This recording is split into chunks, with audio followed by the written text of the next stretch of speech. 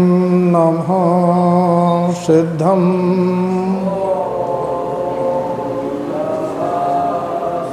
ॐ नमः सिद्धम्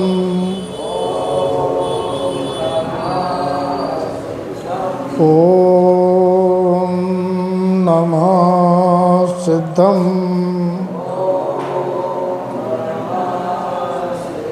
शुद्धात्मदेव की जय, पंच परमेष्टि भगवान की जय। आचार्य प्रवर श्रीमजंतारण मंडलाचार्य महाराज द्वादशांगमयी जन्मणि मातेश्वरी की जय। प्रथमान योग शिविर द्वितीय दिवस, इसका प्रयोजन ये है कि पुराणों में जिन महापुरुषों और सतियों के जीवन में जो कुछ भी घटित हुआ है उससे हमें क्या शिक्षा लेनी है, ये शिविर का प्रयोजन है।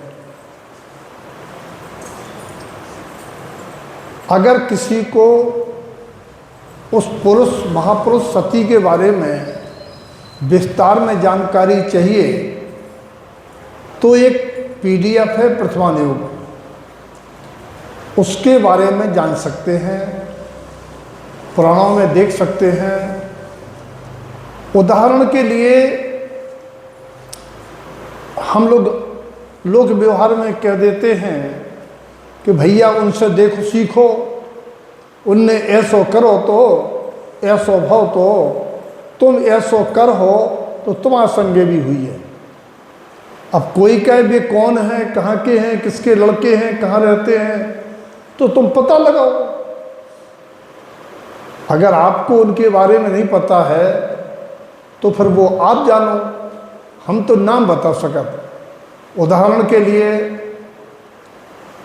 आज का जो बिंदु है, कैसे भी प्रतिकूल परिस्थिति आवे, कर्मोदय आवे, परीक्षा देनी पड़े तो धैर्य, विवेक, सहनशीलता रखते हुए परमात्मा और परमात्मा स्वभाव का स्मरण करना चाहिए। नियम यह है बात, आज इस संसार में किसी भी जीव के साथ किसी भी प्रकार का जन्म जन्म का बंधा हुआ कर्म उदय में आ सकता है। चाहे वो इस जन्म का अपराध ना हो, लेकिन जीव कलंक लगा सकते हैं, दोष लगा सकते हैं। ये प्राणी ये समझता है मेरी तो कोई गलती नहीं है, ये हम पे गलत दोष लगा रहे हैं, और वो रोने लगता है, दुखी होने लगता है। और कायर लोग तो आत्महत्या तक कर लेते हैं। तो पुराण ये कहते हैं कितनी भी बड़ी विपदा आ जाए, मरना तो अनंत भवों के लिए अपने दुख के बीज बोना है। और जो सुसाइड करते हैं वे पिशाच योनि को प्राप्त होते हैं, जिन्हें दीर्घ काल तक भटकना पड़ता है। तो ये शिक्षा लेनी चाहिए, कितना बड़ी कलंक लग जाए, कितनी बड़ी अपमान हो जाए, जीव को धैर्य, सहनशीलता, विवेक का उपयोग करना चाहिए और परमात्मा का स्मरण करना चाहिए और परमात्मा स्वभाव को देखना चाहिए। लोग घबरा इसलिए जाते हैं कि मैंने तो ऐसा किया नहीं और मेरे ऊपर इतना कलंक। पुराण में एक नाम आता है सती अंजना का, जिसने गर्भ धारण के बाद बताया अपनी सास को, कहने लगी तू कलंकिनी है, दुष्चरित्र है, मेरा बेटा तो घर में आया नहीं है, 12 साल हो गए और तू गर्भवती हो गई, तू कलंकिनी है, दुष्चरित्र है। घर से निकाल दिया। अपने माँ बाप के घर पहुंची। माँ बाप ने दुत्कार दिया कि तेरी सास ने घर से निकाला है, कोई बात तो होगी। हमारे दामाद जी का तो पता नहीं है, 12 साल से तुझसे मिले नहीं है, तू गर्भवती कैसे हो गई? उसने कहा नहीं, और आए थे एक रात के लिए। बोले कोई सबूत? बोले कोई सबूत नहीं मेरे पास, लेकिन भगवान साक्षी है, दुनिया नहीं मानती। ना सास ससुर ने घर में रखा, ना माता पिता ने घर में रखा, जबकि उसके गर्भ में मोक्षगामी जीव हनुमान थे। ऐसी सती अंजना को ऐसी परीक्षा देना पड़ी। तात्पर्य यह है कि संसार में किसी को कोई भी कलंक लग सकता है। झूठा, उसने सुसाइड नहीं किया, धैर्य के साथ वन में बच्चे को जन्म दिया। आज की चर्चा यह थी कि सती अंजना से सीखना चाहिए, किसी के जीवन में अगर इस प्रकार की परिस्थिति पैदा हो जाए तो धैर्य धारण करना चाहिए। समय आने पर सारी बात प्रमाणित हो जाती है। लोग के चक्कर में अपना जीवन बर्बाद नहीं करना है। अगला बिंदु, अपनी लौकिक हानि की परवाह किए बगैर, अपने नफा नुकसान की चिंता किए बगैर साधर्मी जीवों पर संकट आन पड़े तो उनका संकट निवारने में आगे आ जाना चाहिए। अगर हमारा साधर्मी कोई विपत्ति में है तो ये मत सोचो पैसा खर्च हो जाएगा, समय खर्च हो जाएगा, हमें टाइम नहीं है। अगर साधर्मीपन है, श्रावकपना है, हृदय में करुणा है, मैत्री है, तो अपना नफा नुकसान न देखते हुए साधर्मी जीवों के प्रति वात्सल्य भाव सहित मदद करना चाहिए। किससे सीखा? अभी आप लोगों ने अष्टांगा में और फिर इसके बाद दोबारा रक्षाबंधन में मुनिराज विष्णु कुमार के बारे में देखा। जो मुनिराज तपस्या में लीन थे, हो सकता उन्हें केवल ज्ञान हो जाता। वे मुनि वेश में थे। जब उन्होंने सुना 701 मुनियों पर संकट आन पड़ा और मेरे पास शक्ति है विक्रिया रिद्धि की, उन्होंने अपना मुनिपद छोड़ के मायाचारी करके राजा बलि से 3 पग भूमि मांग ली और विक्रिया से पग बढ़ा के राजा बलि को दंडित किया और मुनियों का उपसर्ग दूर किया।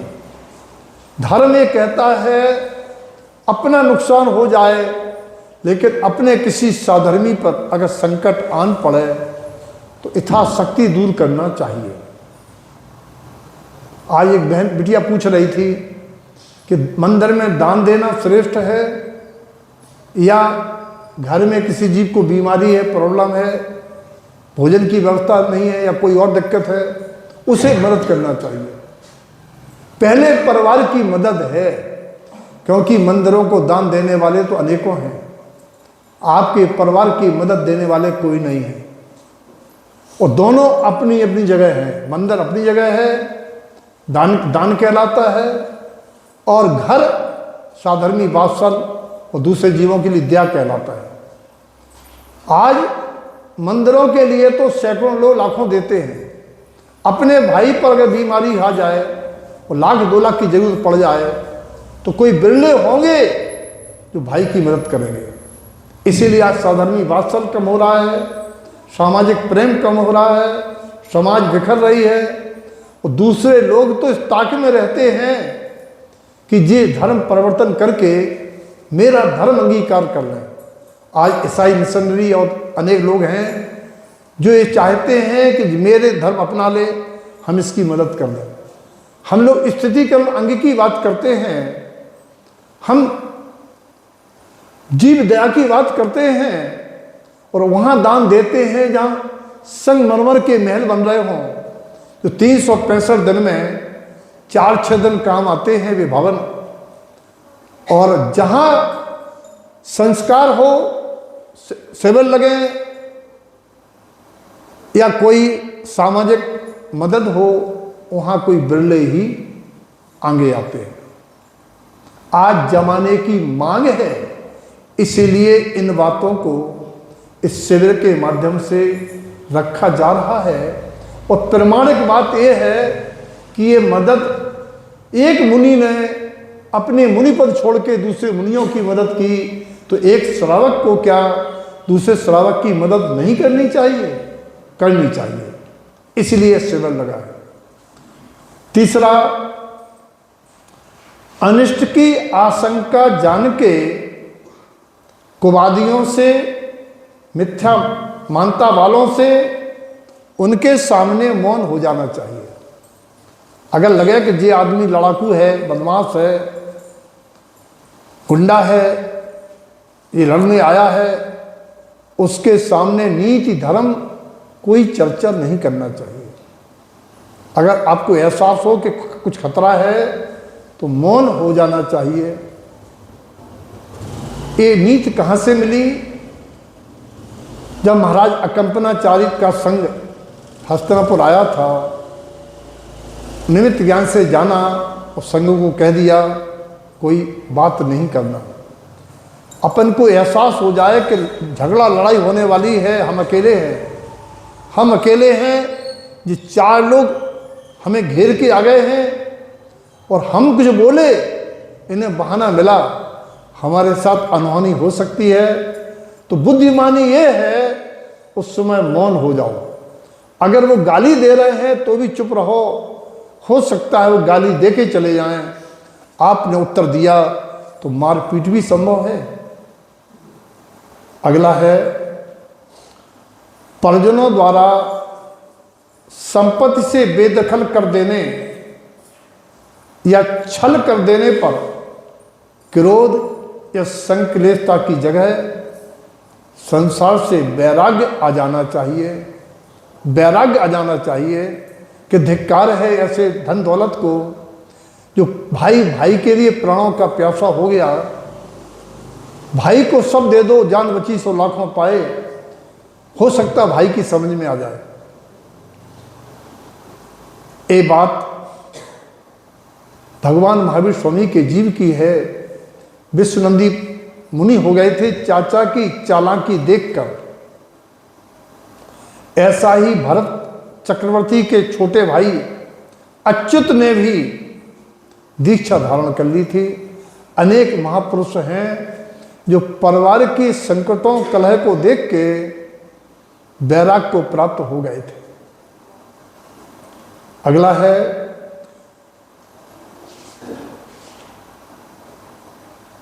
दुष्कृत्य के उदयजन संकटों से बचने हेतु अपने दोषों के प्रायश्चित रूप व्रत धारण कर लेना चाहिए।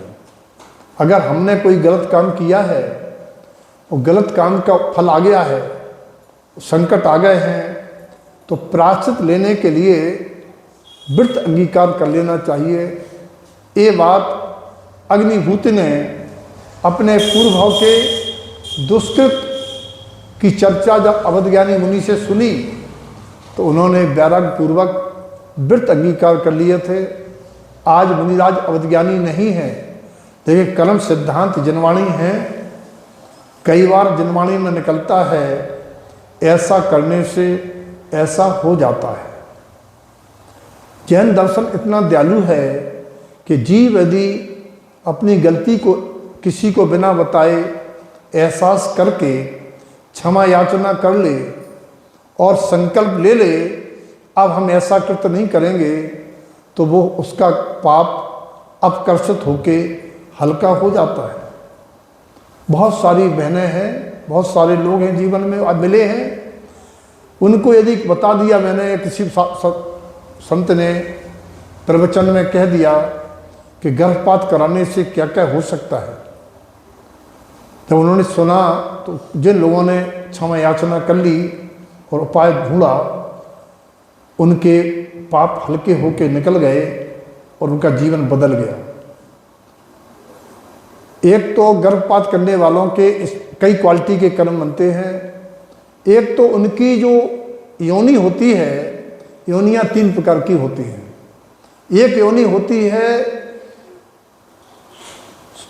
शंखाव्रत, जिसमें कभी गर्भ धारण करने की योग्यता ही नहीं होती है। ऐसी नारियों को अगले भवों में उस योनि की प्राप्ति होती है। वे चक्रवर्ती की पटरानी भी उसी योनि वाली होती है। चक्रवर्ती के पटरानी के कभी पुत्र पुत्री पैदा नहीं होती, बांझ होती है।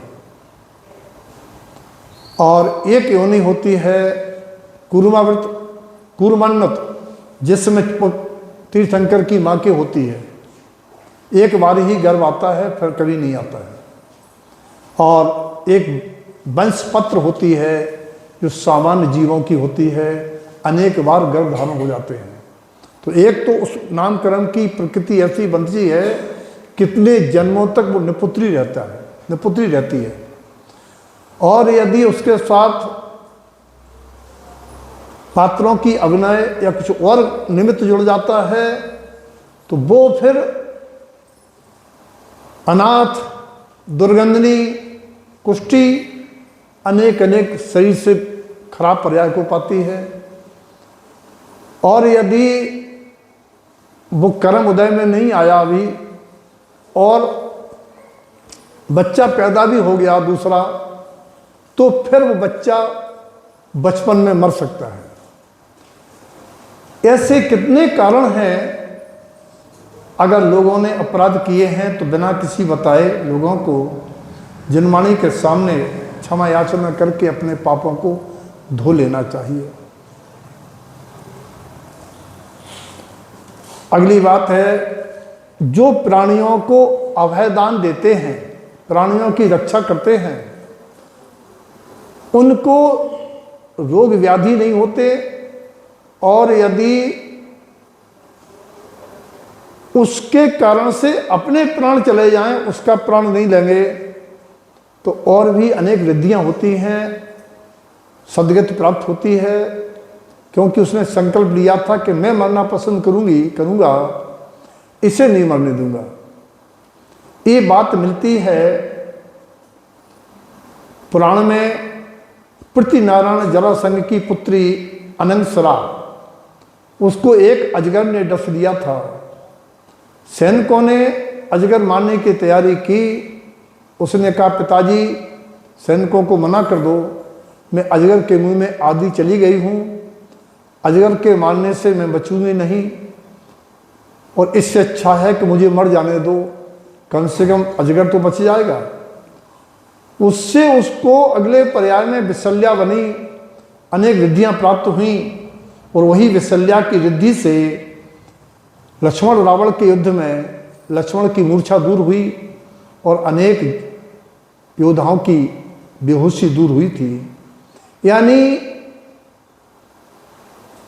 अपना भोजन ना मिले, एक दिन उपास से रह लेना, किसी जीव घात का भोजन नहीं करना, संकट जिसमें जीव घात की संभावना हो भोजन नहीं करना, यानी जीव रक्षा के लिए संकल्पित होना बहुत बहुत पुण्य के अवसरों का कारण बनता है। अगली बात, अब जैसे कोई पूछे अनंगसरा क्या है, कहाँ की थी, तो उनके लिए या तो बीच में पूछ सकते हैं, कोई हम दृष्टांत दे रहे हैं तो उसके बारे में पूछना हो तो हाथ उंगली उठा के माइक लेके पूछ सकते हैं। अथवा एक हमने अध्यक्ष जी के माध्यम से समाज में प्रथमा नियोग की एक 50 पेज की PDF डाली हुई है। वो जो हम नाम बोलते हैं वे नाम उसमें सब लिखे हैं उनके बारे में, उसमें वो देख सकते हैं। क्योंकि यहाँ तो केवल एक नाम लेकर के उसको सबूत करके बात कही जा रही है। हम कोई बात अपने मन से नहीं कह रहे हैं। हम जितनी भी बातें कह रहे हैं ये प्रथमा नियोग पुराणों में अंकित हैं, पुराण देख सकते हैं। और पहली बात तो निसंकेत पूर्वक बैठना है कि जनवाणी में ऐसा आया है, ऐसा घटित हुआ है, तभी कहा जा रहा है। उद्देश्य केवल इतना है कि उनसे हमें क्या सीखना है। किसी भी प्रकार के प्रलोभन में नहीं आने से, जो शील की रक्षा करते हैं, जो किसी प्रलोभन में नहीं फंसते हैं और अपना शील बचाते हैं, अंदर से संकल्पित होते हैं, उनकी रक्षा देव भी करते हैं। और वे ऐसी नारियां पुरुष पर्याय को प्राप्त होती हैं, और ऐसे पुरुष शील की रक्षा के लिए दृढ़ संकल्पित होते हैं, वे मुनि बन के कल्याण को प्राप्त हो जाते हैं। दोनों प्रकार के उदाहरण आए हैं। सेठ सुदर्शन का उदाहरण, उनके साथ मित्र पत्नी ने, और फिर त्रिया चरित्र के बारे में अभया रानी ने। उसके बाद जब वे मुनि हो गए तो मुनि के ऊपर नग्न परिचय के रूप में एक वेश्या ने 3 बार उनकी परीक्षा हुई कि जिस शील से डिग जाएं, लेकिन वो नहीं डिगे तो मुनि बन गए और कल्याण को प्राप्त हुए। सतियों के बारे में पुराण भरे पड़े हैं, चाहे सती सीता हो, चाहे नीली हो, चाहे अंजना हो, चाहे अनंतमती हो। ये सतियां शील की रक्षा से अर्श का रूप धारण करने की योग्यता पाई और पुरुष पर्याय को प्राप्त हुई। यानी दुनिया की कोई ताकत नहीं है जो आपका व्रत भंग कर दे। आप में दृढ़ता हो तो, आप में हिम्मत हो, दृढ़ता हो, विश्वास हो, दुनिया का कोई ताकत नहीं है जो आपके व्रत को भंग कर सके। कहते हैं सांप की मणि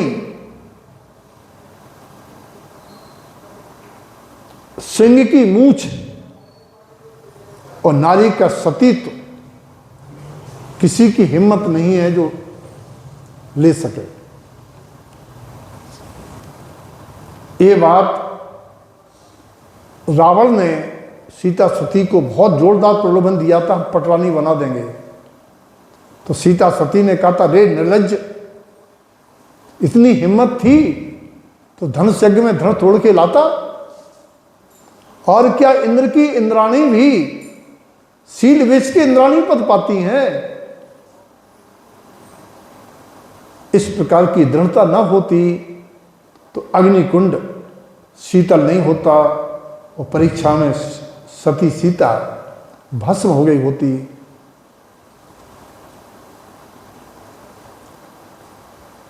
अगला है, कभी भी देव द्रव्य का भक्षण अर्थात चढ़ावा, मंदिरों में चढ़ावा और न्यासापहार, ट्रस्ट का पैसा, मंदिरों का पैसा। अभी पंडित जी ने भी लिखा था, उनने भी लिखा था, अपने भजन में लिखा है, होएगा नंगा, अगर खाया धर्म द्रव्य तो होएगा नंगा। क्योंकि ये बात पंडित जी कहें या हम कहें या कोई कहे, ये तो पुराणों से वर्णित है कि जिसने भी मंदिर का पैसा खाया, कमेटी का पैसा खाया, जब तक पुण्योदय चल रहा है हो सकता तब तक असर न करे। जवान खून है, शरीर में ताकत है, कुछ भी खा लेते हैं, असर नहीं करता है। लेकिन वे बैक्टीरिया पड़े रहते हैं। बुढ़ापे में खाई हुई इमली और खटाई बात बन के निकलती है। जवानी में ज़्यादा खटाई खाई हो, इमली खाई हो तो बुढ़ापे में बात हो जाता है। उसी प्रकार से अगर अधर्म का पैसा लिया है तो दर्दता आना पक्का है। और दर्दता अकेली नहीं आती है, अनेक प्रकार से आती है। ये उदाहरण पुराण में अकृत पुण्य के जीव का है। अकृत पुण्य का जीव मंदिरों का चढ़ावा खाता था, मंदिरों के पैसे हड़प के व्यसन का सेवन करता था, और इतनी ज़्यादा पाप उदय आया कि पेट में आया तो पिता मर गया। पिता, माँ के पेट में आया वो जीव, पेट में ही था तो पिता मर गया। पैदा हुआ तो नानी मर गई। जो जो मदद करे वो मदद काम ना आवे। एक थोड़ा ब्रेक दे दें, कहानी नहीं सुनाते हैं, कल जी कह रहे थे कहानी नहीं सुनाई। जब तक अपना पुण्योदय नहीं आता है तब तक किसी के द्वारा दी गई मदद काम नहीं आती है। यही बात अकृत पुण्य के साथ हुई थी। जब अकृत पुण्य की माँ, जो गांव की प्रधान, उसका पिता, अकृत पुण्य का पिता प्रधान था, और वो सभापति की पत्नी पैसे वाली, पेट में आते ही पति का मरण, मां का मरण, व्यापार बंद, गरीबी आना, रोटी को मोहताज हो जाना। उसने जो घर में नौकर था वो प्रधान हो गया, पैसे वाला हो गया। उसने मदद करने की कोशिश की। उसने सोचा कि हम इसकी क्या मदद लें, मेरे ही नौकर। उसने गांव छोड़ के चली गई कि दूसरे गांव में बर्तन मांजने लगी, भोजन बनाने लगी दूसरों का। वहाँ के मुखिया ने, बलभद्र ने सोचा इनको कुछ पैसे दे दें। पैसे दिए तो अंगारे से लगे और पैसे फेंक दिए अकृत पुण्य ने। उसके बाद खेत काटने गया चने के, उसने सोचा उसको ज़्यादा चने दे दें। कपड़ा फटा था, चने फैल गए। कहने का तात्पर्य यह है कि अपना समय खराब होता है तो कहीं की मदद काम नहीं आती है। एक दिन मैंने कहानी सुनाई थी दो भाइयों की कि पहले 500 दिए तो उस पर गाय गोबर कर गई, दोबारा 500 दिए तो नदी में बह गए, और जब कर्म उपशम हुआ तीसरी बार पूरे 1500 मिल गए। तो भाग्योदय आता है तो सारे काम बन जाते हैं। अगर गरीबी है तो गरीबी सह लेना, लेकिन मंदिर का पैसा खाने की नहीं सोचना। वही जीव ने फिर कैसे अमीर हुआ, कैसे भाग बदला, तो वो उदाहरण मिलता है कि दरिद्रता मिटाने के लिए, दरिद्रता मिटाने का सबसे बड़ा उपाय है पात्रदान, पात्रों को दान देना, आहार दान देना। गरीबी मिटाने का सबसे बढ़िया उपाय है पात्रों को दान देना, मंदिर में दान देना, पुण्य के कार्य करना। एक तरफ प्रायश्चित, एक तरफ शक्ति प्रमाण। जो बने, लाख मत दो, 5 रुपए दो, जो शक्ति है वो दो, कुछ तो दो। पात्रदान करिए। जरूरी नहीं है कि आप 56 व्यंजन बनाएं, आप तो केवल खिचड़ी बनाइए और केवल खिचड़ी परोसिए। सती चंदन वाला ने, भावना भाई थी, काश में घर में होती तो आज आहार देती। उर्द के छिलके सूप में लिए खड़ी थी। मुनि महावीर ने ऐसी विधि बना ली, पंचाश्चरी हुए और वे खीर बन गए। अगर सामान्य परिस्थिति वालों को जरूर आहार दान देना चाहिए, और समाज को भी चाहिए ऐसे लोगों को प्रेरित करें। कथनचित अमरवाड़ा में तो कोई ऐसा नहीं है जो सामान्य से कम हो, सब एक से बढ़कर एक हैं, सब अच्छे हैं। लेकिन जहाँ भी हो, उठाने का तरीका है कि उनको आगे लाने का आप चौका लगाओ, आहार कराओ। और यदि कहें दिक्कत है, पीठ पीछे चुपचाप सहयोग कर दो। इस समाज के उत्थान के लिए उपाय होते हैं। उसकी माँ विष्णुदाना ने, जब बलभद्र ने कहा कि हमारे बच्चों ने तुम्हारे बच्चे को मारा है, क्यों मारा है? बोले खीर मांग रहा था। बोले लो, अपने जहाँ रहती हो कमरे में खीर बनाना। खीर बनाई, संस्कार कहीं जाते नहीं हैं। आंसू आ गए। हमने कभी बिना पड़गहन के भोजन नहीं किया। काश में आज पड़गहन करके मुनिराज को पड़गहन करती।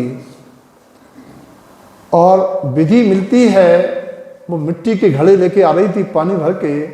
वो मुनिराज का नियम था कि जिसके सर पे 3 मिट्टी के घड़े होंगे वहाँ विधि मिलेगी।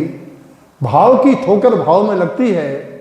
जीव जैसा सोचता है, प्रायः मुनि वैसी विधि ले लेते हैं, उनके घर में आहार होता है। और मुनिराज अवध ज्ञानी थे, पंचाश्चर्य होता है। खीर इतनी बड़ी कि गांव भर खा गया, खत्म नहीं हुई। बासी खीर खा के बलवंत जाता है, सो जाता है, उसको शेर खा जाते हैं। लेकिन वो फिर मर करके मुनिराज को उस बालक ने आहार दिया था। 8 साल से बड़े बच्चों को आहार दिलाना चाहिए। जो बच्चे 8 साल से बड़े हैं उनसे बोलो कपड़े पहनो, दूसरे उतारो, सब आहार दो। परिवार के सभी लोगों को आहार देना चाहिए। थोड़ा सा भाव देखिए, एक बार दे के देखो कितने भाव में निर्मलता आती है, कितना अच्छा लगता है। वो प्रसाद हो जाता है, पात्रों को दिया गया आहार प्रसाद जैसा स्वादिष्ट हो जाता है। उनमें संस्कार आएंगे, उनको अच्छा लगेगा। वो क्षमा और वीतरागता का प्रभाव दुष्टों को प्रभावित करके सद्मार्ग बनाने का साधन बन जाता है। आपकी क्षमा दूसरे को बदल देगी। घर में यदि आप उत्तर नहीं दे रहे हैं, घर के जीव भी एक बार सोचने को मजबूर हो जाएंगे कि देखो जी जवाब नहीं दे रहे, हम बड़बड़ किए जा रहे हैं, चुप हो जाएंगे, शर्मिंदा हो जाएंगे। ऐसा मोक्ष मार्ग में तो मुनि पार्श्वनाथ से सीखने वाली बात है। 10 भाव का बैर अंत में वो कमठ के जीव ने हार मान ली और शांत हो गया।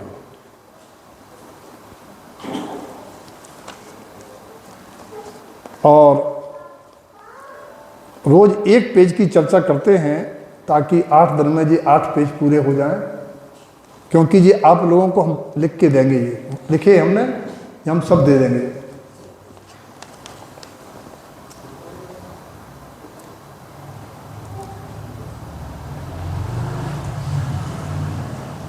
राजा वसु द्वारा झूठ बोलने का फल सिंहासन सहित नरक चला गया, क्या शिक्षा देता है। बच झूठ सेती नरक पहुंचा, स्वर्ग में नारद गया। ये सीखना चाहिए। जब एक झूठ से इतना बड़ा अनिष्ट हो सकता है तो हम कितना बोलते हैं। और इस झूठ में नरक जाने का कारण सामान्य झूठ नहीं था, उस झूठ से उसकी गर्दन कटी थी, इसलिए नरक गया।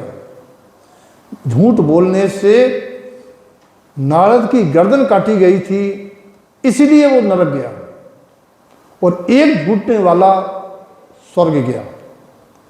एक झूठ बोलने वाला स्वर्ग गया और एक झूठने वाला नरक गया। जिसने अपने धर्म की रक्षा के लिए शेष सुदर्शन ने झूठ बोला था, उसका कल्याण हुआ। और जिसने दूसरे के प्राण लेने के लिए झूठ बोला, वो नरक गया। प्राण लेना नहीं चाहता था, लेकिन लोक लाज कहना ये चाहते हैं, शिक्षा ही लेना चाहिए। किसी भी लोक लाज के चलते, किसी मित्रता के नष्ट होते या किसी अन्य कारण से ऐसा वचन नहीं कहना किसी की हत्या हो जाए। इतना सत्यवादी जीव गुरु माँ के कहने पर कि तुमने मेरे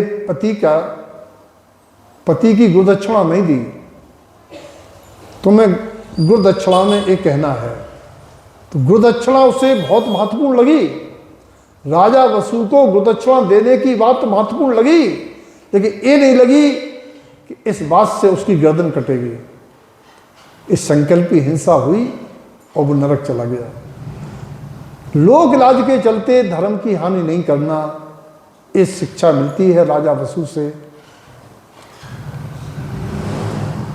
एक प्रसंग और आता है कि आहार दान यदि आप नहीं दे पा रहे हैं, नहीं दे रहे हैं, आप व्यस्त हैं, कपड़े धुले नहीं हैं, तो भी कोई बात नहीं, बशर्ते आप आहार देखें। और भावना भाएं कि इनके आहार निरंतराय हो जाएं और हमें मौका लगे तो आगे हम भी आहार दान दें, तो भी कल्याण हो जाता है। आहार दान देखकर एक बंदर रो रहा था, उसके आंसू बह रहे थे। तो पूछा मुनिराज से, ये बंदर क्यों रो रहा है? तो मुनिराज कहते हैं, इस बंदर को जाति स्मरण हो गया है, इसको आज पश्चाताप लग रहा है कि मैं श्रावक था, मैंने कभी मुनियों के पात्रों के दान नहीं दिए, मायाचारी की बातें की, कहता रहा कि हमें चौका लगाना है, हमारा नाम तो होता रहा कि उनके चौका लगना है, लेकिन हमने कभी लगाया नहीं है। दूसरे ने मांग लिया चौका, हमारा नाम भी हो गया था कि हम चौका लगा रहे थे, चौका लगाने से ही बच गए, पैसा भी बच गया, हमारा नाम भी हो गया। बोले उससे मैं बंदर बना। मुनिराज बोले इसको पश्चाताप हो रहा है, ये भावना कर रहा है कि हम भी श्रावक बने और हम भी दान दें। वो बंदर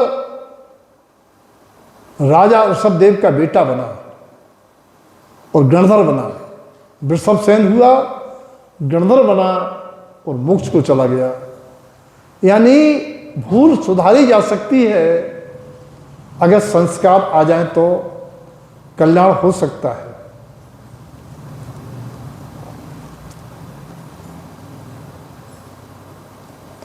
क्योंकि आचार्य गुरुदेव ने ये बात श्रावकाचार्य ग्रंथ की 285 गाथा में दी है, जो जीव पात्रों को देख के प्रमोद भाव लाते हैं, उनके जीवन में उनसे प्रमोद भाव करने वाले जीव मिल जाएंगे।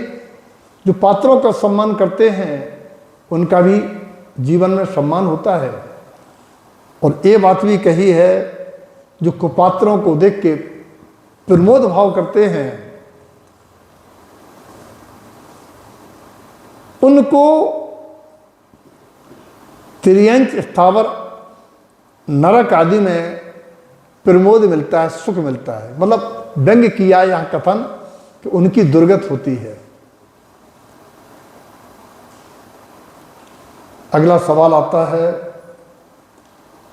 कि मोहिनी कर्म इतना प्रबल है, अच्छा खासा ज्ञानी जीव, सब जानने वाला भी अपनी विनियां आंध्र हो जाता है। और तो और उसी भाव से मोक्ष जाने वाला जीव बलभद्र भाई के मोह में 6 महीने तक व्यथित रहता है। ये क्या शिक्षा देते हैं? ये 6 महीने का जो पुराणों में वर्णन आया है, वो 6 महीने तक अनंत अनुबंधी कसाय का प्रतीक है।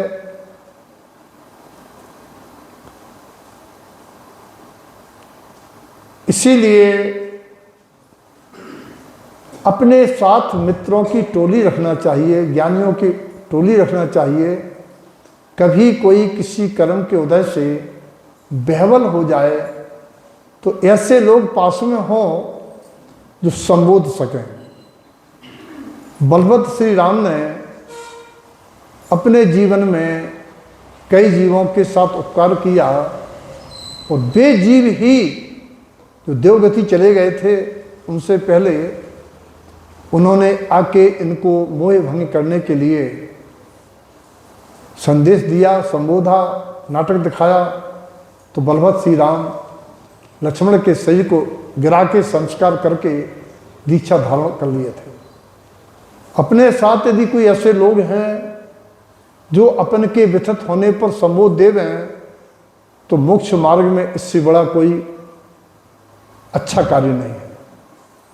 संसार के जीव तो रुलाते हैं, लेकिन ज्ञानी जीवों का साथ मिल जाए तो संबोधते हैं।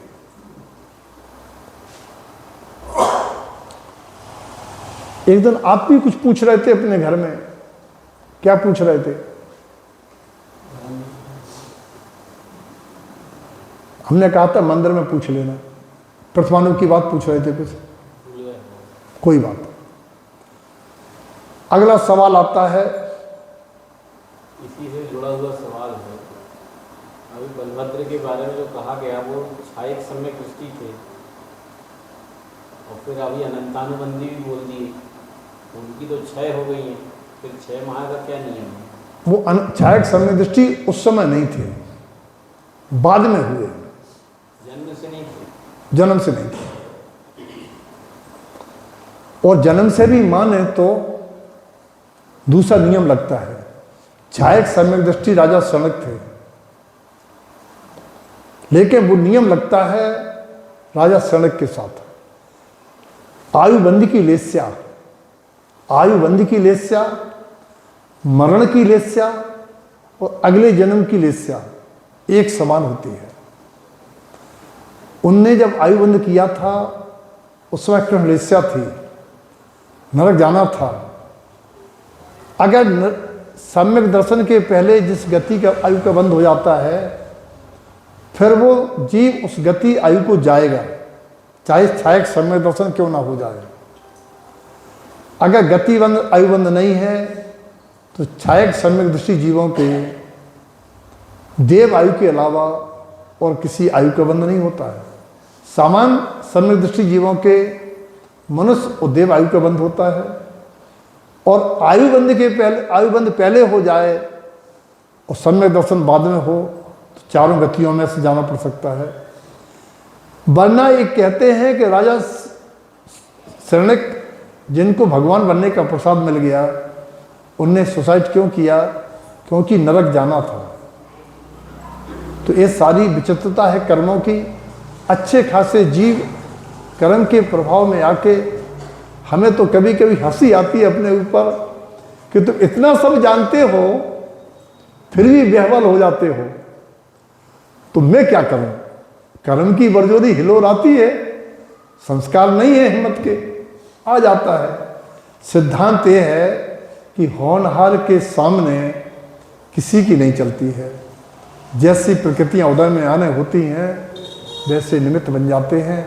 ज्ञान से ज़्यादा जरूरत है अभ्यास की, ज्ञान से ज़्यादा आवश्यकता होती है ज्ञान अभ्यास की। जीवन में प्रतिक्षण हर संकटों के सामना करने में जो अनुभव होता है, दृढ़ता आती है, वो काम आती है। क्योंकि समझाने वाले तो बहुत समझा देंगे, लेकिन जब खुद पर पड़ती है तो बिल्ले समझ पाते हैं। तो आपका जो प्रश्न है, आपने किसी ग्रंथ में यदि लिखा पढ़ा, आपने पढ़ा हो, किसी जगह आपने लिखा पढ़ा हो कि बलभद्र श्री राम जन्म से छायक सम्यक दृष्टि थे, तो बताइएगा। हमने कई लोगों से पूछा कि आप बताइएगा, आप लोगों ने कहीं पढ़ा हो कि जन्म से थे छायक सम्यक दृष्टि? पढ़े नहीं, सुने हैं। हाँ, सुने वाली बात हमने भी सुने वाली बात सही नहीं है, क्योंकि छायक सम्यक दृष्टि जीव पशु पक्षियों से, पत्थरों से नहीं पूछेगा मेरी सीता कहाँ है। एक उनका प्रसंग और आया कि उन्होंने रामेश्वरम की स्थापना की। रामेश्वरम की स्थापना की है दक्षिण में, वो भी सही है क्या? ये स्थापना हमारे पद्म पुराण में नहीं मिलती। एक मैंने किताब लिखी है पुराण त्रय, उसमें 26 प्रकार की रामायणें होती हैं, और उन रामायणों के हिसाब से हमने रामायण और जैन रामायण में कहाँ समानता है और कहाँ असमानता है, ऐसा प्रसंग है।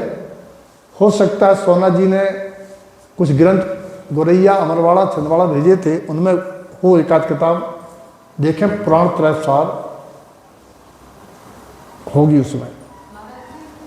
हमने जैसे सुना है कि नारायण और प्रति नारायण का नियम ही रहता है कि 6 महीने मतलब उनकी ये कसाई चलेगी, और जैसे ही 6 महीने पूरे होते हैं तो फिर वो ये प्रेग्नेंट भी नहीं होते, तुरंत ही मतलब व्रत धारण कर लेते। वो 6 महीने का इसलिए है कि 6 महीने के बाद यदि समय हो गया होता तो वो पतित हो जाते। इस सारा ये कर रहा कथन, हम लोगों को किसी से नाराजी है तो 6 महीने के भीतर भीतर धो लेवें। इसीलिए जैन दर्शन में पर्युषण पर्व, 10 लक्षण पर्व साल में 3 बार आते हैं। कि साल में 3 बार आने का उद्देश्य यही होता है कि हर क्षमा वाणी पर क्षमा मांग लो, ताकि 6 महीने क्रॉस ना हो पाए। लेकिन हमारे यहाँ तो जैनियों का लक्षण 10 लक्षण भादोई में होता, बस कोई कम है जो साल में 3 बार बनाते हैं, क्योंकि काम धंधा मंदा और जैनी खुदा का बंदा। तो जबकि मनाना चाहिए साल में 3 बार, नहीं मना रहा है तो भी। लेकिन क्षमा वाणी तो ऐसा नाटक हो गया जैनियों के यहाँ, हम उसको नाटक कहेंगे। हमने कई जगह देखा है, इस बार आप सावधान रहना, खतरा होने वाला आप लोगों के साथ। हमने कई जगह देखा, हम पता लगा रहे धीमे धीमे, हमने कई जगह देखा क्षमा वाणी में कि जिसकी जिससे बोलचाल नहीं है, जिसके घर में जिसका अनजान नहीं है, वे क्षमा वाणी में एक दूसरे तो देखा देंगे, उनसे क्षमा मांग ले, जिनसे मित्रता हो वो होगी क्षमा वाणी। एक बार मैंने एक जगह जानकारी कर ली किसकी किसके साथ अनबन है और किसकी किसके साथ बोलचाल नहीं है। मैंने कहा खड़े हो जाओ, मैंने कहा खड़े हो जाओ। अब आमने सामने वे ऐसे कर रहे, वे ऐसे कर रहे। मैंने कहा क्षमा वाणी है तो क्षमा वाणी है, आप यदि आज नहीं मिलते हो तो हमारे आज भोजन का त्याग। अभी सट हो गए, क्या करें।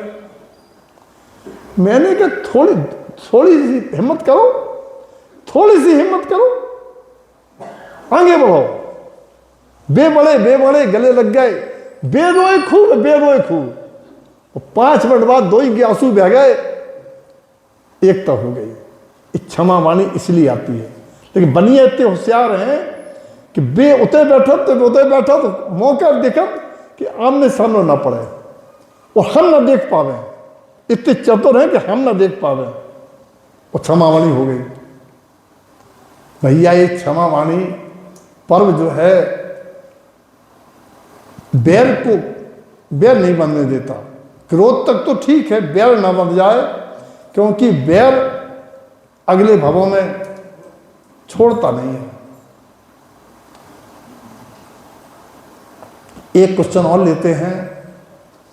चंद्रनखा नाम सुना आपने? चंद्रनखा सूपनखा का दूसरा नाम है। रामायण में उसको सूपनखा कहा है और पद्म पुराण जैन रामायण में उसका नाम चंद्रनखा है। ऐसे उनके यहाँ कुंभकर्ण नाम है, हमारे पुराणों में भानुकर्ण नाम है। तो चंद्रनखा का राम लक्ष्मण को रिझाना क्या दर्शाता है? चंद्रनखा ने बलभद्र राम नारायण लक्ष्मण को रिझाया था कि हमसे विवाह कर लो। जब चौथे काल 63 सलाका के महापुरुषों की ब्रह्मचर्य की परीक्षा के निमित्त बन सकते हैं, तो इस पंचम काल की भौतिक चकाचौंध में कटाक्षों से घायल करने वाली कुछ संस्कारित कामनियां मिलना क्या दुर्लभ है? जब चौथे काल में ऐसे निमित्त मिल सकते हैं, तो पंचम काल में क्या ऐसे निमित्त मिलना दुर्लभ है या सुलभ है? सुलभ है। तब बहुत ही संयम शील वृत्ति के द्वारा इस संयम रतन संभालने की आवश्यकता है। इसीलिए दयानंद जी ने कहा है, संयम रतन संभाल विषय चोर बहु फिरत हैं। लेकिन उस उल्टा चंद्रनखा का दोनों कुल का क्या हासिल हुआ, इस सारा जगत जानता है। पति मरण, बेटा मरण, भाई मरण, दोनों कुल का नाश कराया उस चंद्रनखा ने थोड़ी सी कामुकता के चक्कर में।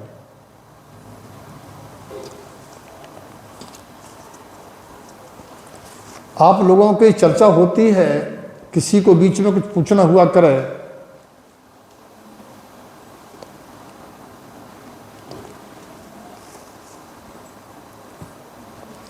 जाप में मन भटकता है, आप लोग पहले तो जाप रोक दिया करें। जाप चलती रहती है और मन जवाब देता रहता है। मन में कोई संकल्प आया, ऐसा करना वैसा करना, वहाँ जाना यहाँ जाना, चले जाएंगे, उनसे कह देंगे ऐसा नहीं तो ऐसा हो जाएगा। मतलब मन के उत्तर मन में चलते रहते हैं और जाप चलती रहती है। सबसे पहले तो जाप रोकें और फिर जरा अपने मन में हंसें। देखो कैसा मन, एक बार मन में हंस दो, मन गायब।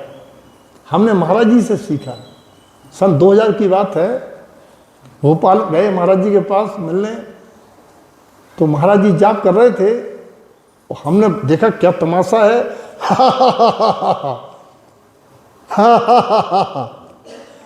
उनने एक जाप में 3-4 बार हंसे भी अच्छी तरह, अकेले थे ऊपर।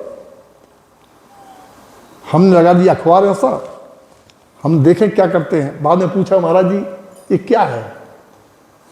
कहने लगे आपके दरवाजे पे कोई निकल रहा हो जान परिचय वाला, आप गेट पे खड़े हो जाओ और हंस दो और जाना कहो आओ, वो आएगा। कहो कैसे पागल है, दरवाजे पे खड़े खड़े हंस रहे हैं, वो जा भी नहीं कह रहे कि आ जाओ। बोले हम ये कहते हैं क्यों, जय वेरा में फुर्सत मिली याद दबावे की, तो बोले हम हंस देते हैं, सो मन भग जाता है। मैंने कई लोगों से बहुत पूछा, पंडित महेंद्र कुमार जी टमन्नी वालों से पूछा, महो आए, मैंने कहा क्या करना चाहिए, ये मन भटकता है। कहने लगे मुँह में पानी भर के बैठो जाप करती हुए रहा। एक जने से पूछी क्या करना चाहिए, बोले जीभ को 2 दांतों से दबा लो फिर जाप करो। बात तो सबकी साची है, जीभ अगर दांतों से दबा के बैठोगे तो नहीं आएंगे, लेकिन कुल मिला के ज्ञान की धारा में बैठोगे, मन आएगा और आपकी निर्णय बन जाएगा कि मन क्या कह रहा है, क्यों कह रहा है, तो मन गायब हो जाएगा। अब सबसे पहले तो जाप रोकने पर है और ध्यान देने पर है मन क्या कह रहा हो, तो काम बना था और नहीं बना। दूसरी बात, जाप करने के पहले जितने भी जिम्मेदारी के काम है सब निपटा के बैठो। समस्या क्या है कि टिफिन भी तैयार होना है, ये भी होना वो भी होना, फिर जाप कर रहे, हमें नहीं लगता जाप हो पाएगी। जाप का मतलब होता है जा धन आप, जा धन आप जाप, जा धन आप जाप। जहां आप हैं वहां जाप है, और जहां आप नहीं है वहां क्या जाप है, क्योंकि आप गया और पाप भया। आप हैं तो जाप है और आप ही नहीं है तो कहाँ जाप है। मनुआ फिरे बाजार में, मन का फिरे हाथ में, मनुआ फिरे बाजार में, ऐसो दशा होते फिर। चलो सब समझदार हैं, लेकिन हमने तो अभी तक पूरे जीवन में एक जाप नहीं कर पाई। आप लोग तो क्यों जापे कर ले, हमने अब तक एक जाप नहीं कर पाई। अभी तक पूरे जीवन में एक जाप नहीं हो पाई हमारी कि बीच में एक आध बार मन ना जात हो। आप लोग तो 2-2, 4-4, 6-6, 10-10 कर लेते, सही में कर लेते। देखा हम 11 जाप करी, 5 जाप करी, 6 जाप करी, हमने एक नहीं कर पाई आज तक। कि आप लोग 5-5 जापें कर ले और आपको मन कहूं नहीं जाता है? आप लोग हंस रहे, क्या बात। मतलब आपके मन कहूं नहीं जात पूरी जाप में। इनको बहन जी को तो जात है, आप लोग जात के नहीं जाते। चलिए, और किसी को कुछ कहना हो। जैसे आप हमको कैसे पता चलेगा कि अपनी गति का बंद हो गया है, आयु का बंद हो गया है? बहुत अच्छी बात है, सुबह की कक्षा में जोड़ा करो। आयु का बंद वर्तमान की आयु के तरभाग में होता है, और उसमें एक कंडीशन है, उस तरभाग में हो भी सकता है, नहीं भी हो सकता है। बोले मान लो हो गया तो कैसे पता चले। उसका है कि यदि जीव जिस प्रकार से बचपन से अब तक जिस नेचर से चला रहा है, जिस नेचर माने जिस आदत में अच्छा है, तो बचपन से अच्छा चल रहा है, धर्ममय है, अच्छा चल रहा है उसका जीवन। अचानक यदि कोई चेंज हो गया, जैसे आप लोग रोज मंदिर आती और कोई बहू अचानक मंदिर आपको छोड़ देवे, या मंदिर हर, हमने कहा था सुबह एक दिन कि हर महीने में 5 दिन मंदिर नहीं आती और अगले महीने से मंदिर बराबर आ रही, इसका मतलब कुछ चेंज हो गया है। या मान लो अच्छो खासो जीव खट्टो मीठो लगने लगे, तो समझो कुछ अंतर पड़ गया है। मर्यादा बहन जी कह रही थी पाँव भारी हो गए, तो किसने बताई थी? खुद अनुभव हुआ था, किसी ने बताई थी? वो अनुभव किससे हुआ था? खुद ही अनुभव हुआ था, किसी ने बताया था? इसी प्रकार से जिनको आयुबंध हो जाता है उनको अपने रूटीन में चेंज आ जाता है, वो नहीं भी आता है। कब आता है? यदि कोई अच्छा जीव है और उससे खराब गति का बंद हो जाए, तो फिर वो जीव की परिणति उस गति के अनुसार मति होने लगती है। और खराब जीव है और अच्छी गति का बंद हो जाए, तो खराबी छोड़ के वो अच्छे की ओर आ जाता है। अगर विपरीत आयु बनती है, तो खराब वाला जीव अच्छा हो जाता है, और खराब गति बंदी है तो अच्छा जीव खराब हो जाता है। और यदि अच्छा जीव है, अच्छी आयु बंधी है, तो कोई परिवर्तन नहीं आता है। खराब जीव है और खराब गति बंधी है, तो कोई परिवर्तन नहीं होता है। जीव की गति सारी मति का सिद्धांत है। उसे जिस गति में जाना है उसके हिसाब से उसकी मति काम करने लगती है, तो ये पता चल जाता है। यद्यपि वो केवली गम है, जिसका अनुमान है, लेकिन उससे पता लगता है। क्योंकि गति बंद का बड़ा गहरी बातें हैं। आज सुबह मैंने कहा था चर्चा में, यदि किसी के देवायु का बंध है, हो गया, देवायु का बंध हो गया, उसके किसी कारण से बीच में बहक गया, और बहकने के बाद खान पान खराब हो गया, गतिबंध देव का है, और बीच में किसी संगत, किसी टेंशन, किसी कारण से जीव खराब आदत में फंस गया, तो आयुबंध तो छूटता नहीं है, उससे देवायु जाना है। अब देवायु जाना है, जीव खराब है, तो समझो उसका अंत अच्छा होगा, क्योंकि उसे देवायु जाना है। बंद है तो अच्छे बुरे से बुरा जीव अगर देवायु जाना है तो आखिर में सुधर जाता है, और यदि बंद नहीं हुआ है और सुधर गया, अंत में बंद हुआ, तो भी देवायु चला जाएगा। अच्छा खासा जीव ने नरक का बंद कर लिया और बीच में बहुत अच्छे निमित्त मिल गए। पहले नरक का बंद कर लिया, फिर बहुत अच्छे निमित्त बन गए, भगवान के समोसम का निमित्त बन गया, भगवान का प्रसाद पा गया, तीर्थंकर बनने का प्रसाद पा गया। अब तू जाना नरक था, तो अंत में भाव खराब हो जाएंगे। जिसे जहां जाना है अंत में उसके बेदशा होगी। देवगति जाना है, मनुष्यगति जाना है, तो अंत में उसका जीवन बहुत अच्छा हो जाएगा। और नरक जाना है, पशुगत जाना है, तो जीवन बहुत अच्छा था, अंत में खराब हो जाएगा। बड़ी गहरी बातें हैं, समझने की बातें हैं। अगर हमारी मति खराब होने लगी, हमें रात में भोजन इच्छा होने लगी, हमें कोई कुसीद का भाव आने लगा, हमें कुछ और बुरी बातें आ रही हैं, तो समझ लेना चाहिए हमारे साथ कुछ गड़बड़ होने वाला है। या तो मेरी आयु बंध गई है, या हमारे बुरी आयु का अंत आने वाला है। क्या करना चाहिए? बुद्धिपूर्वक धर्मायतन धर्मात्माओं के पास रहना चाहिए, ताकि अंत भला सो जग भला। ये सारी बातें बहुत पता। 3 खतरे प्रत्येक जीव के साथ 24 घंटे रहते हैं। जिनकी उम्र 40 साल हो गई है, उनके साथ तो किसी समय भी नई आयु का बंद हो सकता है, आयु का क्षय हो सकता है और पुण्य का उदय आ सकता है, पाप का उदय आ सकता है। पुण्य क्षीण हो सकता है, पाप उदय आ सकता है। इसीलिए जो हुआ सो हुआ। अब जीव को बिल्कुल श्रावक बन के अपना सुखमय जीवन जीने की तैयारी करना चाहिए। ये चर्चाएं कर्म सिद्धांत ये और कर्म सिद्धांत अलग नहीं है। कर्म सिद्धांत के प्रमाण है प्रथमादेव। ऐसा करने से ऐसा होता है। इस सारी बातें 10 साल की स्वाध्याय की निचोड़ है जो आपको एक जगह इस शिविर के माध्यम से मिल रहा है। महाराज जी एक बात और आई थी सुबह कि जिन जीवों का मतलब मोक्ष मार्ग प्रशस्त होना उनका ही आयु बंद होता है। ऐसा है, आयु बंद जिनका हो जाता है उनकी अकाल मृत्यु नहीं होती, ऐसा लिखा है। वे अपनी पूरी आयु जाते हैं।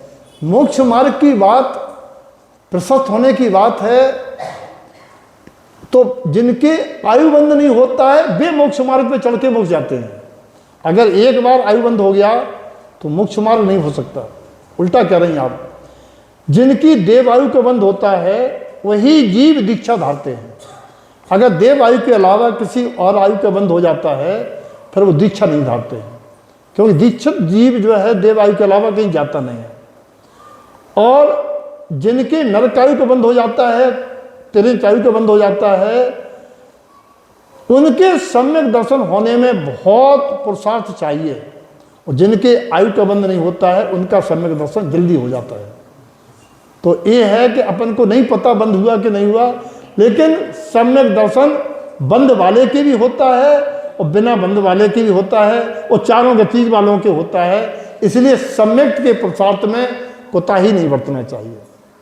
यानी बुद्धिपूर्वक 25 दोषों से दूर रहना ही चाहिए। जय नमोस्तु।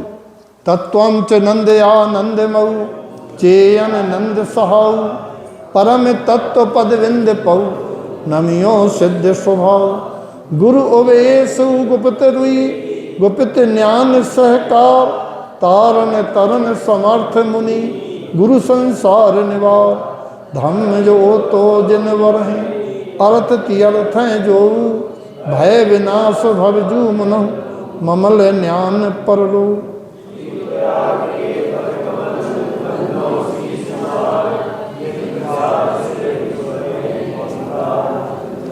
देव को, गुरु को, धर्म को, किसी भाई बहन को कोई सलाह देना हो, इस चर्चा में कोई सुधार करना हो, कोई सुझाव हो कि कैसे और अच्छी हो सकती चर्चा, अपनी बात रख सकते हैं।